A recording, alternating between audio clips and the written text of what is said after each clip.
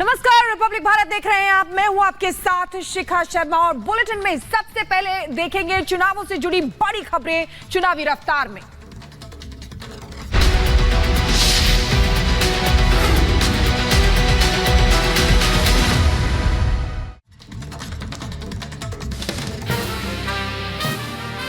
पश्चिम बंगाल में चुनाव प्रचार के दौरान टीएमसी विधायक हमीदुल रहमान ने जनता को दी धमकी। कहा, चुनाव के बाद चली जाएगी सेंट्रल फोर्स, उसके बाद हमारी फोर्स के साथ ही रहना है। बीजेपी नेता शुभेंदु अधिकारी ने वीडियो किया ट्वीट। कहा, वीडियो में वोटर्स को धमका रहा है। एमएलए शुभेंदु ने चुनाव आयोग से एक्शन लेने की मांग उठाई है। हिमाचल प्रदेश के कुल्लू में कंगना रनौत ने विपक्ष पर साधा निशाना। कहा, दिल्ली में उनका एक पप्पू है, यहां भी एक छोटा पप्पू है, मैं उन्हें चुनौती देती हूं, वो मुझे बिल्कुल भी नहीं डरा सकते।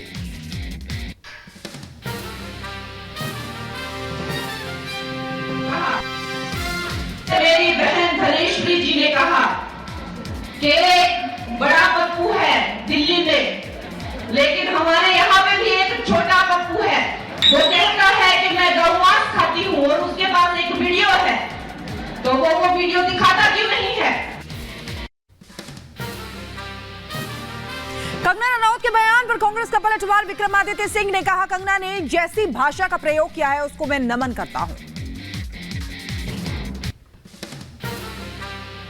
एक कार्यक्रम में जिस तरीके की भाषा शैली का प्रयोग उन्होंने किया है, शब्दावली का प्रयोग उन्होंने किया है, खास करके हमारे लिए, कांग्रेस पार्टी के लिए, हिमाचल प्रदेश के लिए, उसके लिए मैं उनको कोटि कोटि उनका नमन करता हूं। हिमाचल की मंडी में पीडब्ल्यूडी मंत्री विक्रमादित्य सिंह ने बयान पर कंगना रनौत ने किया पलटवार। कंगना ने कहा, दिल्ली में बड़ा तो हिमाचल प्रदेश में छोटा पप्पू है। मीसा भारती के बयान पर स्वतंत्र देव सिंह का पलटवार। कहा, इंडी गठबंधन को जनता ने भ्रष्टाचार और परिवारवाद के चलते नकारा है, लोगों ने बना लिया है मन, पीएम मोदी के लिए देंगे वोट। देखिए, सपा बसपा कांग्रेस जितने दल हैं क्षेत्र, उनके भ्रष्टाचार के कारण, उनके वंशवाद के कारण, उनके परिवारवाद के कारण पार्टी ने, जनता जनार्दन उनको नकार दिया है। सभी लोगों ने अपना मत कहां जाएगा वो बना लिए हैं और आदरणीय मोदी जी के पक्ष में मतदान करेंगे। पीएम मोदी आज जम्मू कश्मीर के उधमपुर में जनसभा को करेंगे संबोधित। डॉक्टर जितेंद्र सिंह के लिए मांगेंगे वोट। उधमपुर के बाद राजस्थान के बाड़मेर और दौसा में करेंगे चुनावी रैली। केंद्रीय गृह मंत्री अमित शाह का आज यूपी और तमिलनाडु दौरा। चुनावी जनसभा को करेंगे संबोधित। तमिलनाडु में करेंगे रोड शो। शाह का ये road show Periyar bus stand से विलाकुथुन जंक्शन तक होगा। केंद्रीय रक्षा मंत्री उत्तराखंड के दौरे पर चमोली, चंपावत और उधम सिंह नगर में चुनावी रैली को करेंगे संबोधित। रामलीला मैदान में होगी जनसभा। बीजेपी अध्यक्ष जेपी नड्डा आज मध्य प्रदेश में भरेंगे चुनावी हुंकार। कमलनाथ के गढ़, छिंदवाड़ा और सीधी में करेंगी चुनावी रैली।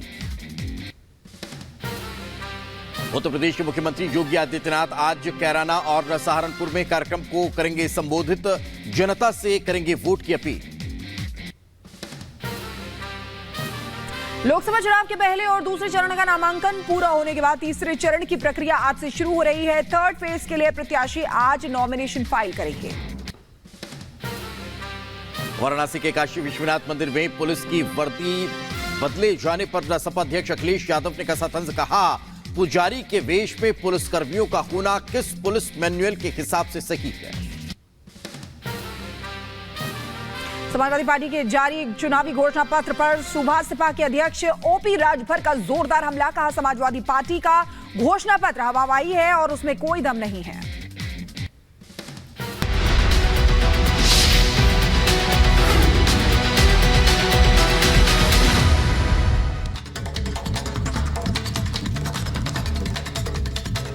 और चुनाव से पहले कांग्रेस को झटके पर झटका लग रहा है। कांग्रेस छोड़कर जाने वाले नेताओं में जैसे होड़ सी लगी हुई है। क्यों मुसीबत के बवंडर में फंस गई है कांग्रेस, इस रिपोर्ट में आपको दिखाते हैं।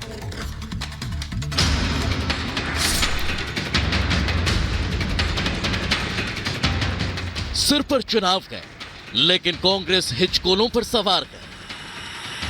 न कांग्रेस पार्टी की रैली हो रही है, न पार्टी में चुनाव लड़ने का जोश है, और न ही पार्टी में इतने नेता बचे हैं जो 24 के लोकसभा चुनाव में कांग्रेस की इज्जत बचाने खड़े हो जाएं। सच कहा जाए तो कांग्रेस इस वक्त अपने सबसे बुरे दौर से गुजर रही है, जिसका परिणाम है कांग्रेस के सारे नेता एक एक करके पार्टी छोड़कर जा रहे हैं। इसमें से ज्यादातर नेताओं ने बीजेपी ज्वाइन कर ली, जबकि कई तो ऐसे भी हैं जिन्हें किसी और पार्टी में ज्वाइन करने का न्योता नहीं मिला। बावजूद इसके उन्होंने कांग्रेस छोड़ना बेहतर विकल्प समझा। कांग्रेस की हालत ऐसी है कि जो नेता रात में किसी चैनल पर कांग्रेस के पक्ष में बहस करते नजर आते हैं, वो दूसरे दिन सुबह होते ही किसी दूसरे राजनीतिक दल को ज्वाइन करने के चलते उसी चैनल पर सुर्खियों में नजर आने लगते हैं। सिर्फ 2024 की बात करें तो इस महीने अब तक कांग्रेस छोड़कर जाने वाले नेताओं की फहरिस्त में बॉक्सर विजेंद्र सिंह, राजेश मिश्रा, संजय निरुपम, गौरव वल्लभ, रोहन गुप्ता का नाम शामिल है।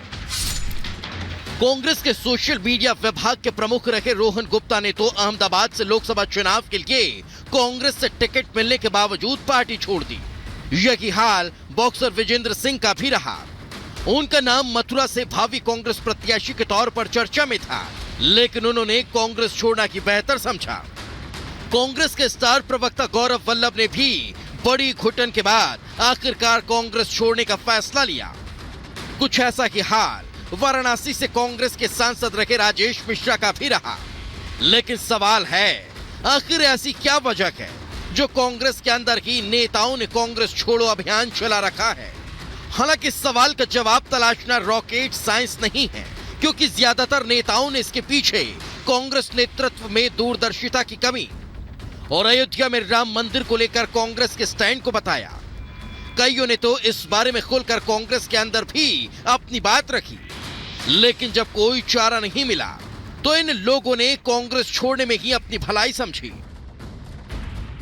भले वो सनातन धर्म के बारे में पार्टी का जो मौन स्वीकृति हो, भले वो प्रभु श्री राम के प्राण प्रतिष्ठा के जो निमंत्रण को अस्वीकार करने का मुद्दा हो, मैं ये सब काम करने में अपने आप को असहज महसूस कर रहा था। अगर विजन ही नहीं होगा, ऐसे व्यक्ति जिन्होंने कभी एक चुनाव नहीं लड़ा, अगर वो पार्टी का विजन तय करेंगे तो ये हाल होगा।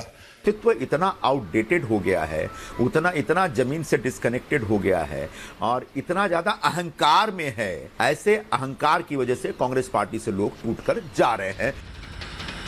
जाहिर है, एक तरफ जहां दिग्गज नेताओं से भरी बीजेपी है, तो दूसरी तरफ नेतृत्व और भरोसे के कमी से जूझ रही देश की सबसे पुरानी पार्टी कांग्रेस, जहां से एक एक करके नेता विदा हो रहे हैं।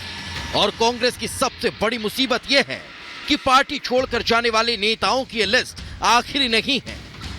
अभी कई और नेता भी इस कतार में शामिल हो सकते हैं। बेशक अगर यही हाल कांग्रेस का रहा तो कांग्रेस को आने वाले दिनों में वो दिन भी देखने को मिल सकता है जब पार्टी में सिर्फ गांधी परिवार के गिने चुने लोग ही रह जाएंगे। Bureau report, Republic Bharat.